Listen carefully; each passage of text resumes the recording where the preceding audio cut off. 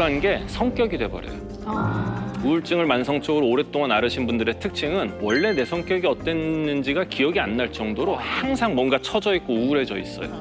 원래 내 기분보다 한참 아래로 내려온 게 기준점이 돼버립니다. 세팅이 다시 되는 거예요. 그리고 두 번째는 내가 원래 정상적인 기분일 때는 좀 스트레스가 와도 내가 그걸 감당하고 다시 좋아질 수가 있었던 정도의 별로 크지 않은 스트레스에도 쉽게 재발을 해버린다라는 거예요. 그래서 뭐 5년, 10년 우울증을 계속 앓고 있어요라는 분들의 감정 곡선을 그려보면은 처음에 시작은 여긴데 떨어졌다가 조금 올라왔다, 떨어졌다 조금 올라왔다 이걸 계속 반복하고 있는 경우가 대부분이거든요. 그래서 우울증은 저런 식으로 진행이 된다. 그래서 아까 말씀드린 대로 치료를 안 해도 한 1년이면 저절로 우울증이 좋아질 수는 있지만 위험한 상황을 피하기 위해서 그리고 저 우울한 성격이 되지 않기 위해서 그리고 잦은 재발을 막기 위해서 반드시 우울증은 치료를 해야 된다는 거 말씀드리고요.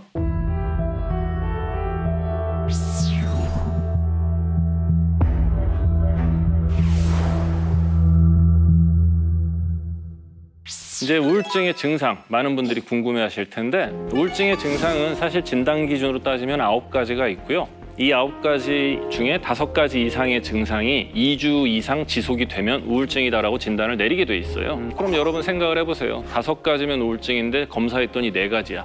그럼 우울증 아니니까 집에 가세요. 이럴 수는 없잖아요. 우울증이지. 사실 진단 자체가 중요한 게 아니라 내가 이 증상 때문에 힘드냐 힘들지 않냐가 훨씬 더 중요합니다. 우울증 증상은 크게 3가지로 나누는데 첫 번째 기분 증상이 있습니다. 기분 증상 첫 번째는 당연히 우울하고 슬프죠. 근데 우리나라에서는 우울하다, 슬프다라고 표현하시는 분들은 별로 없고요. 대부분 뭐라고 표현하시느냐? 마음이 가라앉는다, 기분이 가라앉는다는 표현을 많이 쓰세요. 오셔가지고 어떤 게 힘드세요? 그럼 최근에 마음이 너무 가라앉아요. 이런 표현 되게 많이 하시거든요. 우울하고 슬프고 그러다 보면 당연히 눈물이 많아지게 되죠. 나 혼자 앉아서 나 잘 살고 있나 생각하려면 혹은 누군가한테 나 이것 때문에 힘들어라고 말을 하려고 그러면 말도 나오기 전에 눈물부터 나오게 되거든요. 눈물이 굉장히 쉽게 나고 잘 멈춰지지 않고요. 그다음에 굉장히 불안하고 초조해집니다. 그리고 지은 죄도 없는데 쫓기는 것처럼 만절부절 못하게 되고요. 혹은 반대로 사람이 굉장히 굼떠져요. 본인 스스로 느낄 때도 뇌가 안 돌아가는 느낌이 들어요. 생각도 굉장히 천천히, 행동도 굉장히 천천히. 그래서 주변에서 볼 때 야, 너 왜 이래? 라는 말이 나올 정도로 사람이 뭔가 굉장히 굼떠져요. 그리고 4번째가 가장 중요한 기분 증상은 무의욕증인데요. 아무것도 하기가 싫어져요. 아무것도 하기가 싫어져요. 재밌는 게 하나도 없고 하고 싶은 것도 없고 아무 의욕이 없습니다. 이 무의욕증이 우울증의 기분 증상에서 굉장히 제일 중요한 증상이고요. 그다음 2번째 이제 신체 증상인데 신체 증상 첫 번째는 수면이 망가져요. 수면이 망가져요. 우리가 이제 과수면 혹은 불면으로 나타나는데 사실 과수면인 분들은 극히 드물고요. 대부분은 불면증이 옵니다.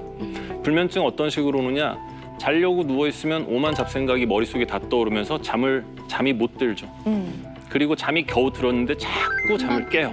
금방 깨고 눈 감았다 뜨고 보면 5분 지나 있고 10분 지나 있고 이런 식으로.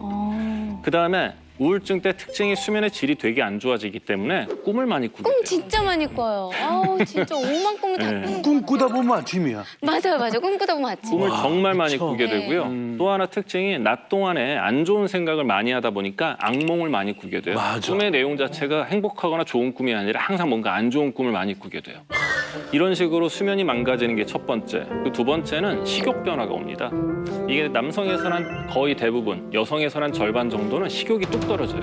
먹고 싶은 것도 없고 그리고 입맛이 없고 뭘 먹어도 무슨 맛인지 잘 몰라요. 그건 아니에요. 그래서 우리 환자분들 중에 심한 분들은 밥을 먹는데 쌀알을 씹는 게 모래알 씹는 것 같다 할 정도로 그래서 식사를 잘 못하게 되니까 체중이 엄청나게 빠지게 되고요.